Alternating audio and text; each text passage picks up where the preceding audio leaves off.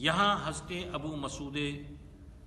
انصاری رضی اللہ تعالیٰ عنہ سے روایت ہے کہ رسول اللہ صلی اللہ علیہ وسلم نے فرمایا، جب کوئی شخص اپنے اہل و عیال پر خرچ کرے، یعنی اپنے بال بچوں پر، بیوی پر، اپنے بچوں پر، اور نیت ثواب کی ہو تو یہ اس کے لیے صدقہ کا معنی کار ثواب ہے۔ یہ حضرت ابو مسعود انصاری، ان کا نام عقبہ ہے، یہ خزرج کے قبیلے کے بڑے ہی جلیل القدر انصاری صحابی ہیں، اور عقبہ ثانیہ اور تمام بدر کے علاوہ مشاہد اور غزوات میں شریک رہے۔ ان دونوں حدیثوں کا معنی یہ ہے کہ کوئی مباح کام نیت خیر سے کیا جائے تو اس پر بھی اللہ تعالیٰ ثواب عطا فرماتا ہے۔ اب اہل و عیال کی پرورش انسان کی ذمہ داری ہے، کرتا ہے، لیکن اگر پرورش میں یہ نیت ہو کہ اللہ راضی ہو جائے، یہ صالح ہوں گے، مسلمان ہوں گے، مومن ہوں گے، تو اس نیت پر جو بھی خرچ کرے گا، جو بھی کھلائے گا، تو اللہ تعالیٰ اسے ثواب عطا فرمائے گا۔ تو فرمایا یہی کہ نیت کی بنیاد پر رب تبارک و تعالیٰ اجر عطا فرماتا ہے اور اسے کار خیر میں عطا فرما دیتا ہے۔ تو صدقہ کا معنی یہاں ثواب کا کام، اور دوسری حدیثوں میں بھی فرمایا کہ جو تم اپنی بیوی کے منہ میں لقمہ دیتے ہو تو وہ بھی صدقہ ہے، مطلب یہ ہے کہ جو تم اس کو کھلاتے پلاتے ہو تو یہ بھی صدقہ ہے، صدقات ایسے صدقات جس سے ثواب ملتا ہے۔ یہ امام بخاری رحمۃ اللہ تعالی علیہ نے تعلیق میں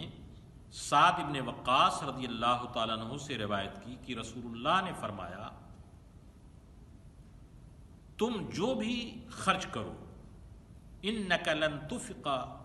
نفقۃ تبتغی بہا وجہ اللہ، اور اس سے تمہاری نیت اللہ کی رضا حاصل کرنی ہو تو تم کو اس پر ثواب ملے گا، حتی ما تجعل فی فم امراتک، یہاں تک کہ اپنی زوجہ کے منہ میں جو لقمہ ڈالو اس کا بھی تم کو ثواب ملے گا۔ تو اس حدیث سے بھی یہی معلوم ہوا کہ انسان اگر اللہ کی رضا اور اپنی نیت کو صالح کرے تو بظاہر ایسا کام جو دنیا کا ہے تو اس پہ بھی اللہ تعالیٰ اجر جزیل اور بے شمار ثواب عطا فرماتا ہے۔ امام بخاری رحمۃ اللہ تعالی علیہ نے یہاں تعلیق جو ذکر کی کہ الدین النصیحۃ للہ ولرسولہ ولأئمۃ المسلمین وعامتہ، دین خیر خواہی ہے اللہ اور اس کے رسول اور مسلمان حاکموں اور عام مسلمانوں کے لیے۔ یہ النصیحہ یہ بنا ہے عربی میں نصحۃ العسل، یعنی شہد کو، جو ہوننگ ہے، شہد ہے، ہر چیز کی آلائش اور گندگی سے جب پاک کر دی جائے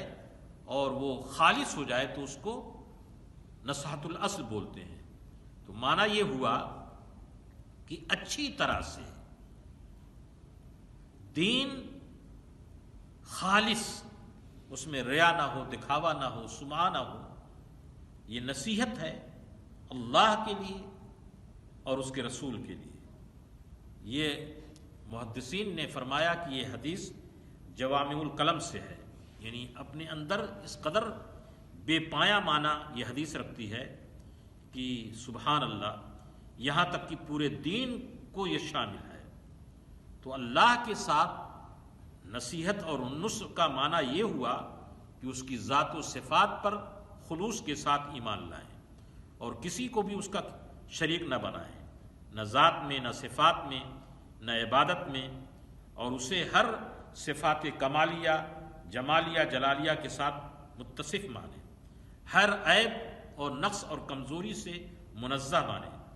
اس کی کتاب اور خصوصاً قرآن پاک حق مانیں اور کما حق تلاوت کریں، اس پر عمل کریں، اس کی نشر و اشاعت کریں۔